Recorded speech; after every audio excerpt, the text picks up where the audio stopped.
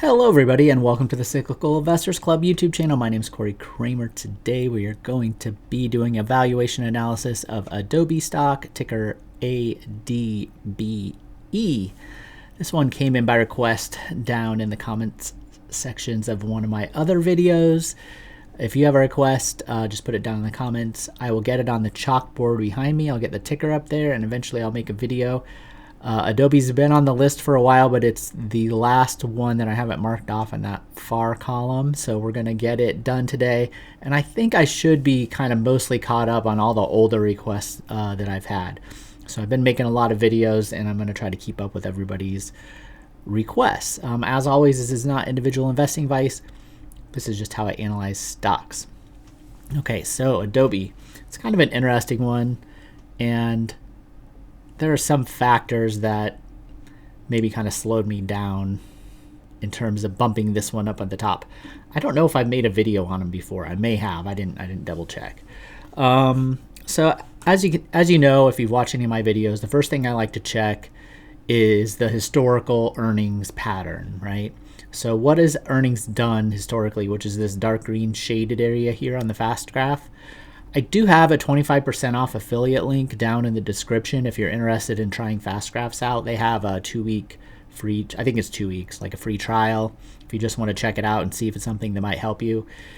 I find that it's really useful, especially in the initial stages of like sifting through stocks. I do have some videos where I just sift through like 30 stocks in like half an hour and see if they fit the profile of something I might want to track. I do track Adobe. So when you do a lot of them like that, you learn kind of what you are looking for, and you can also just learn to pick up on some other patterns that maybe other investors might not. But the most important thing it gives you a big picture, especially if a business has been around a while, on kind of how its earnings have done over the longer term. And these guys' earnings have done fantastic. Let's see, they earned $1.13 in 2005. And they're almost 20 times more this year, so you can't ask for more than that. If you bought the stock way back then, let's see, up 1,500%. So fantastic business. They've done great. Now, I like to look at, now recently earnings have pretty much gone up in a straight line, but we can see we had a period here in 2013, 2014 where they declined. And then during the Great Recession, we have a little bit of a decline, which we would expect.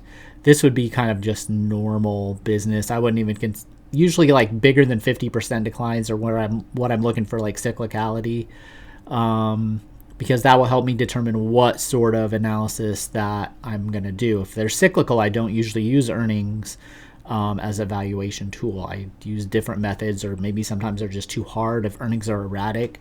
There's a lot of different things. Not going to go over them all in this video, but you do notice this decline here in 2013-14. Now, I didn't go back and double check all this, but almost certainly I would say they probably went to more of a subscription style model for their business is what I expect. You can correct me in the comments if I'm wrong. I know there's tons of people that use Adobe, and so they probably know in businesses and stuff. And probably this is like kind of that transition right here. And then we get to see that whatever they did worked out, right? It took them, 3 years to recover? Well, really about 4 years, because 2011 was about the same as 2012. Earnings, and then after that, then they saw the benefit of whatever those changes were that they made. I think it's going more subscription model, but I could be wrong.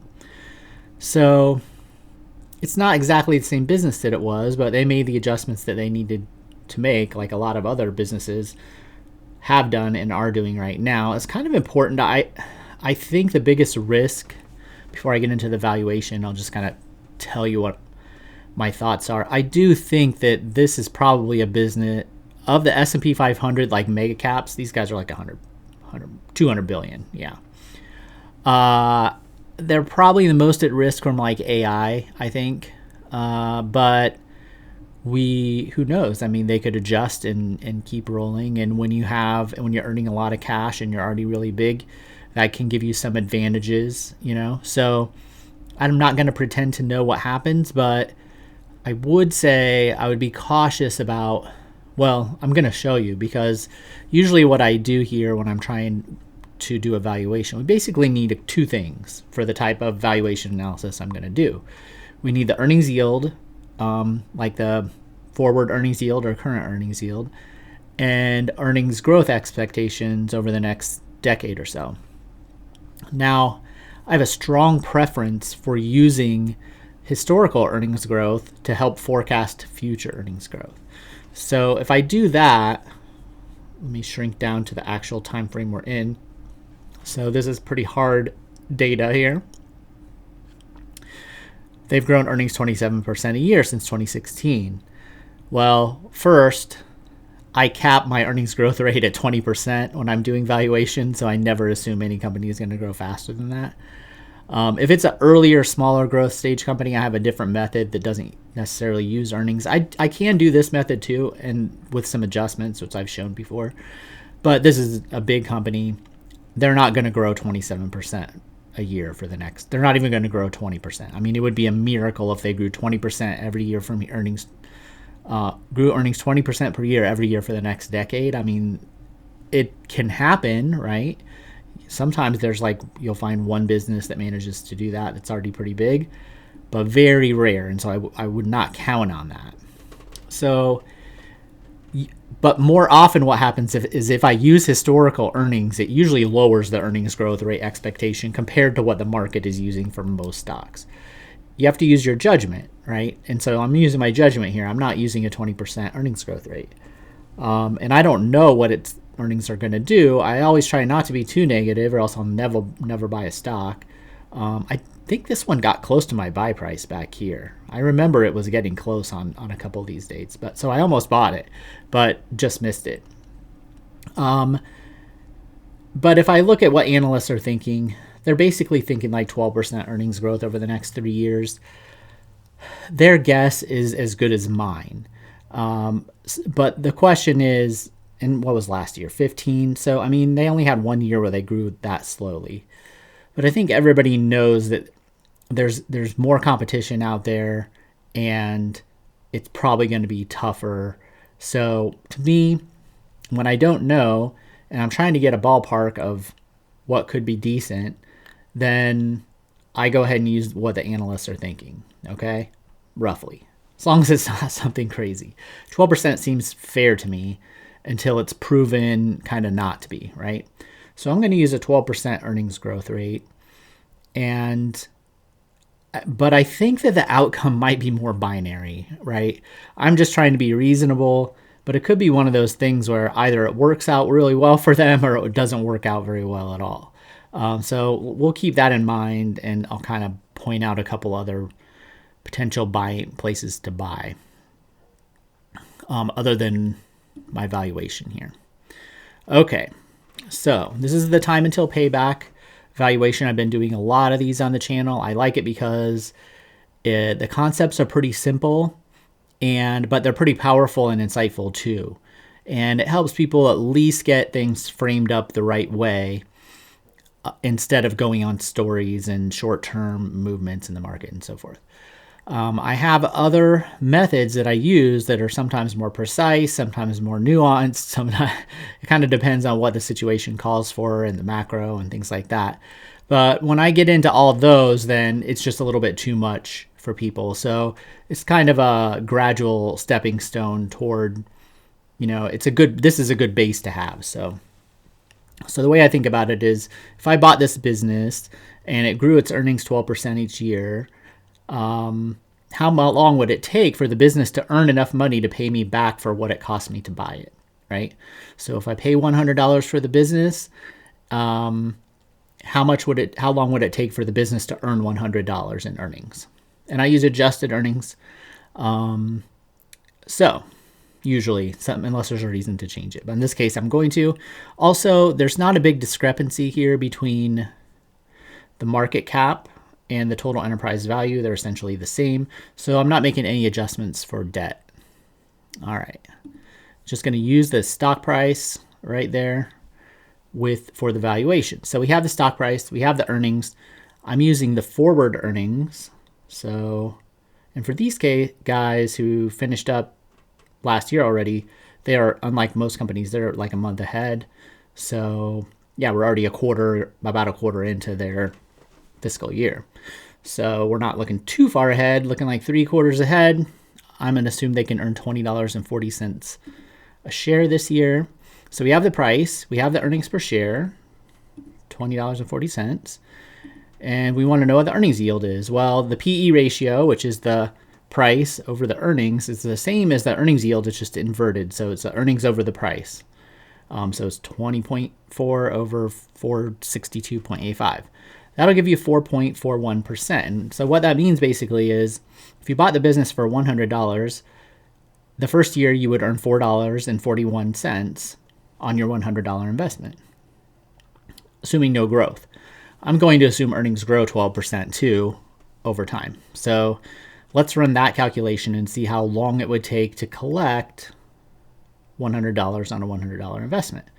So first year with that 12% growth, we'd earn $4.94. The next year we'd earn, and we could keep that. Next year they earn $5.53. You can keep that. And we want to know how long it would take to add up to $100 that way. And the answer to that is 11 years. Year 11, it goes just over 200. So starting with 100. So that's cheaper than the rest of the S&P 500 by quite a bit, actually. I would say, the S&P 500 is around 15 year time until payback. These guys are at 11. So maybe 30% cheaper than the S&P 500.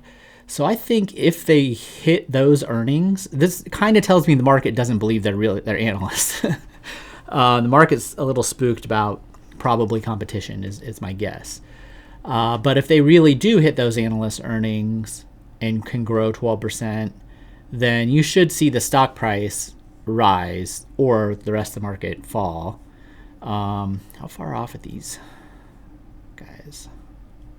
Yeah, they're down almost 35% off their high. Another quick lesson here about paying too much for stocks that are kind of big. So a 45 PE is pretty expensive. That needs a lot of good growth in order to justify it. If you look down at the bottom here, they grew earnings 28%, 24%, 10%, 17%, 15%. Great growth every single year. But if you bought pre-pandemic at around $380 a share, your return has only been, even though have they doubled earnings? Yeah, they've more than doubled earnings. But you only got a 4% return, which is inflation. A 4% per year return, which is inflation rate. So you've had no real return for 5 years if you bought right before the pandemic, right? And that's because people paid a premium. They just paid too much for it, right? Because earnings have done fine. Now the multiple has compressed, right? Because it was 45 and now it's 25. So that's gotten better. The valuation's gotten better. But the folks that owned it back here they just paid too much or, didn't take profits. And eventually, especially with the big companies, they can't grow as fast anymore or competition comes along. So I think the market is, because basically the rest of the market is not growing. They're growing like 6% or earnings like 6%, I'd say. That's ballpark, 6, 7. If you really want to see kind of what earnings, you look at the revenue growth in a lot of these businesses when they report, and they're mid-single digits most of the time. So if these guys really do grow earnings at double that rate and they're priced the same as the market, you can see how they could be undervalued if these earnings actually come out. I'm a little skeptical that they'll be able to grow earnings that fast, but like I said, I'm giving them the benefit of the doubt. Okay, so when would be a good price to buy? Well, if you just use the normal method, a good price to buy would be about $400 a share, which isn't too much lower than here, really. That means you believe, I would say 2 things. 1, earnings are going to grow around 12% a year into the future. 2, we're probably, you kind of need to believe we're not going to have any kind of recession in the next 3 years probably. So because if that happens, you'll be able to buy the stock a lot lower, almost certainly. So those are the kind of things. Sometimes I want to try to frame things so you can focus on the metrics that actually matter, right? So what's going to matter is whether they meet those earnings growth expectations, because the market is, compared to how the market's pricing everything else, doesn't think they are. The market doesn't think they can do it. So you have to kind of decide for yourself. Now, I don't know whether they will or not. Right now I have my recession metrics in place, so that's what I'll look at next. And that's much lower at 250. So this is kind of the scary part. So I'm not going to go into the details of like my recession metrics, but I'll explain my thinking behind it. What I did with these guys is they had, let's go back to the graph here. So we had this downturn. I don't know if that's the one I used for sure in my notes. It was from, I did this a long time ago, but if we go back to the Great Recession, yeah, they had a PE of under 10, right? So they're 25 now. They could sell really, really deeply if the multiple compresses to a 10. That's more than 50% from here. But we know that they're kind of a different business now than they were then. So, and that was a very bad recession. So I kind of blended what happened here. Here they compressed down to 20. Here they compressed down to 10. I think mine is somewhere in between there. And I say, okay, I don't know what's going to happen, but as a rough guide, if we use those two previous kind of drawdown periods, then that 250 looks like a reasonable spot, even if the news is pretty bad on everything, where as long as it's macro and not specific to their business. So I think the worst outcome here is it's not the worst mistake. The most likely mistake an investor is going to make with this stock, if they're trying, like I'm explaining here, to buy at a lower price, is to treat a disruption, like an earnings disruption from competition, like it's an earnings decline from the macro environment being bad. So you want to determine, okay, look, let's say their earnings miss and they go down. Well, if we're in a recession, then that's understandable. Or if we're getting ready to go in one, or you're pretty sure that's the reason why.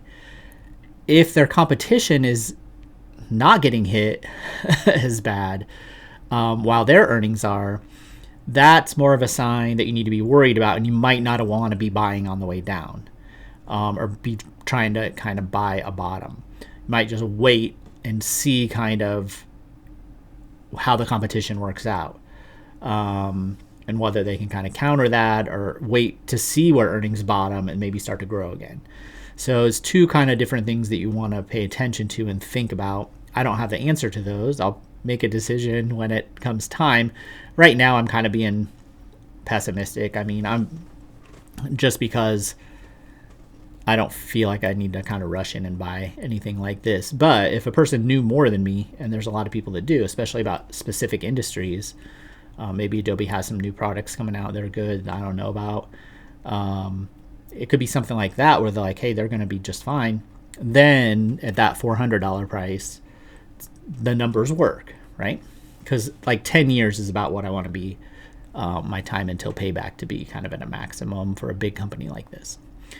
Okay, if you found this useful, let me know. Hit the like and subscribe. I have a $25 a month tier over on Patreon where I share a weekly pick. I just shared one today. So check that out. And I have a free tier over on Patreon where I post all these videos as well. All right, I'll see everybody later. Bye.